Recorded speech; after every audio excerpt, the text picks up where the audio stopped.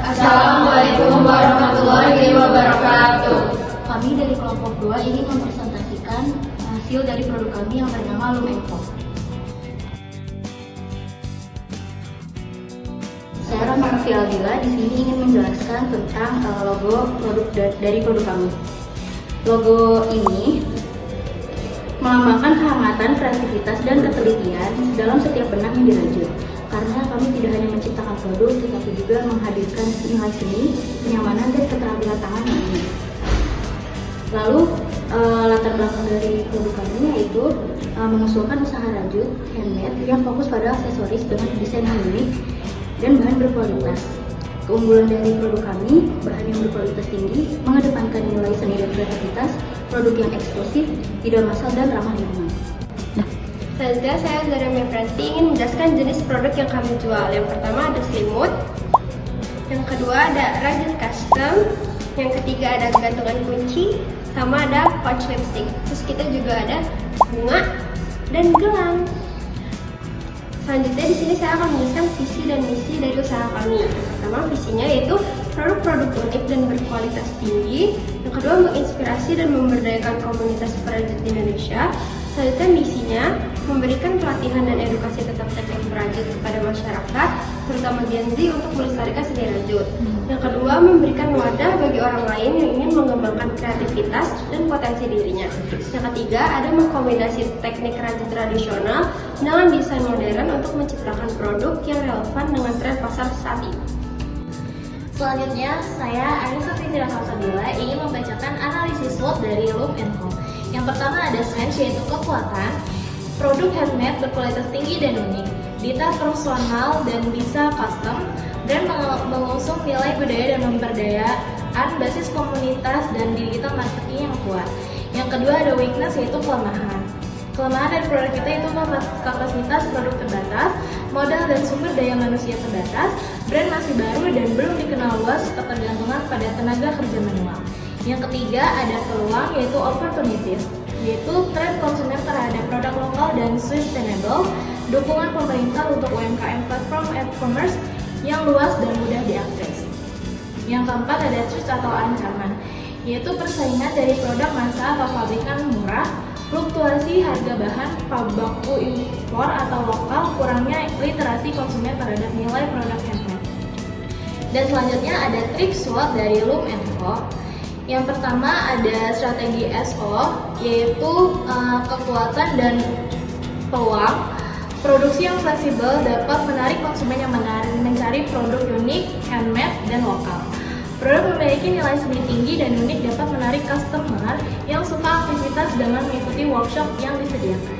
Yang kedua ada strategi WO, yaitu kelemahan dan peluang, yaitu harga relatif lebih tinggi karena handmade dapat mendapatkan pasar dari konsumen yang lebih melihat produk yang unik. Yang ketiga ada strategi ST, yaitu kekuatan dan ancaman. Produksi yang fleksibel atau pre-order dan custom untuk menyaingkan produksi dari luar yang sama. Dan terakhir ada strategi WT, yaitu kelemahan dan ancaman.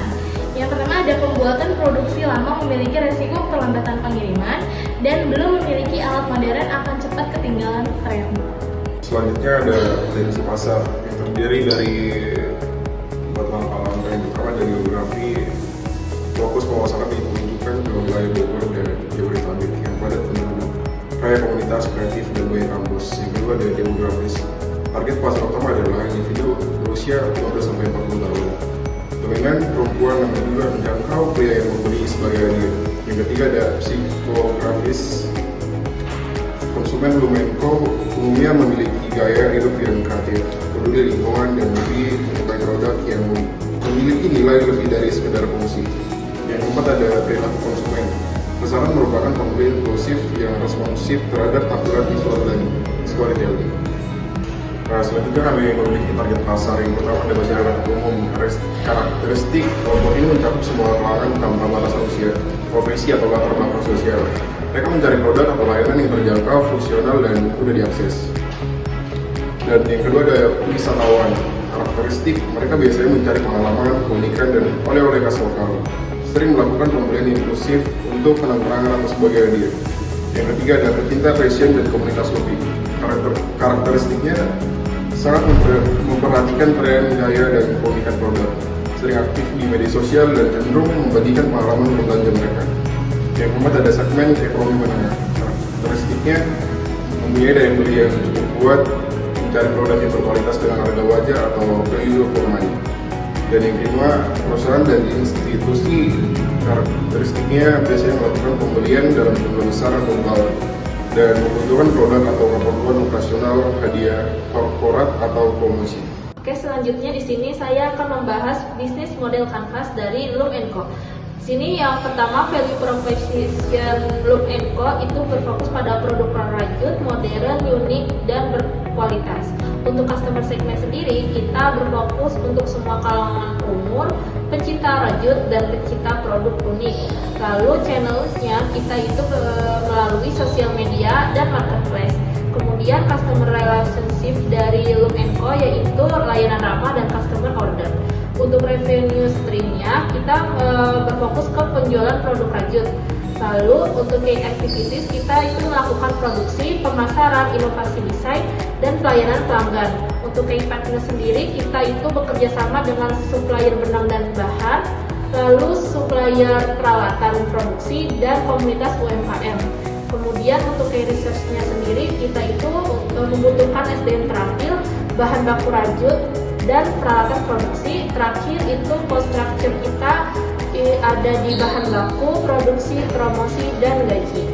Selanjutnya kita di sini akan membahas kebutuhan material produksi. Di sini kita membutuhkan ada 7 bahan. Yang pertama itu ada benang rajut.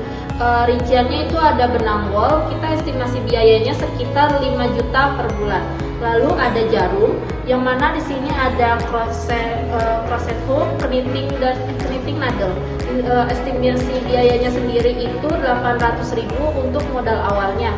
Lalu untuk yang ketiga itu ada pola desain. Rinciannya itu ada kertas sekitar 1.500.000 per bulan. Lalu ada aksesoris seperti resleting, kancing, dan manik-manik sekitar 3 juta per bulan. Lalu ada tempat produksinya seperti ada rumah, listrik, dan lain-lain. Itu estimasinya sekitar 1.500.000 per bulan. Lalu ada packaging produk, kita memakai kotak kardus custom sekitar 2 juta per bulan. Dan terakhir ada promosi yang melalui endorse, influencer, dan lainnya itu sekitar 2 juta per bulan. Baik, selanjutnya ada sumber daya manusia. Untuk di bagian produksi itu ada 2 orang dengan nominal masing-masing 2 juta. Lalu ada bagian pemasaran itu 1 orang 2 juta. Lalu bagian pemasaran 1 orang 2 juta. Bagian administrasi 1 orang 2 juta. Dan bagian QC ada 1 orang dengan jumlah 2 juta. Jadi untuk total ada di 12 juta. Untuk tunjangan dan insentif, bonus target produksi itu ada di 150 per bulan. Untuk bonus kehadiran ada di 100.000 per bulan. Jika semua karyawan memenuhi target, maka total insentif sekitar 6 juta dikali 250 yaitu 1.500.000. Untuk total biaya SDM, gaji plus bonus jadi ada di 13.500.000. Selanjutnya ada di proyeksi keuangan tahunan. Di sini untuk modal awal itu ada di 3 juta. Asumsi produksi dan penjualan itu produk utamanya adalah kerajinan rajut. Harga jual rata-rata per produknya itu ada di 50.000. Lalu biaya bahan baku untuk produknya itu 15.000 dan biaya operasional bulanannya itu ada di 15 juta. Jumlah produk terjual dalam 1 tahun itu ada 50 unit per bulan. Lalu untuk pajak itu tidak dihitung untuk skala mikro. Kemudian untuk kenaikan harga dan biaya itu ada di 5% per tahun. Untuk proyeksi 1 tahun 12 kali proyek per bulan itu ada di pendapatan per bulan yaitu 50 unit dikali 50.000 dikali 30 hari yaitu 75 juta. Lalu ada biaya produksi per bulan yaitu 50 unit dikali 15.000 dikali 30 hari yaitu ada di 22.500. Untuk gaji karyawan itu ada di 13.500, biaya operasional 15 juta dan total pengeluaran di 22.500 ditambah 13.500 ditambah 15 juta jadi ada di 51 juta. Untuk laba bersih per bulannya itu ada di 24 juta. Lalu untuk laba bersih per tahunnya itu ada di 288 juta.